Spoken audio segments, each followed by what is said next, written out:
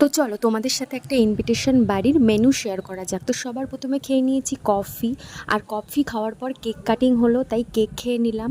স্টলে আরও অনেক কিছু ছিল, কিন্তু সেগুলোকে আমরা বাদ দিয়ে চলে এসেছি ডাইরেক্ট মেন কোর্সে, কারণ ওই সব খেয়ে পেট ভরানো যাবে না। সবার প্রথমে দিয়ে দিল ডিমের ডেভিল, আর তার সাথে সস, সাথে ছিল লেবু, আর তার সঙ্গে ছিল স্যালাড। তো এটা দিয়ে জম্পেশ করে খাওয়া দাওয়া করলাম। তারপরে আসলো ভাত, ডাল আর চিপস। তারপর পাতে পড়ে গেল এখানে ফুলকপি আর আলু দিয়ে একটা গ্রেভি টাইপস তরকারি, বেশ সুন্দর হয়েছিল এটা খেতে। তারপরে ছিল কাশ্মীরি পোলাও, কাশ্মীরি পোলাওয়ের সঙ্গে ছিল শো স্টপার মাটন, যেটা অসাধারণ খেতে হয়েছিল। তো কিছুটা খেয়ে নেওয়ার পর আবার একটুখানি মাটন নিয়ে নিলাম।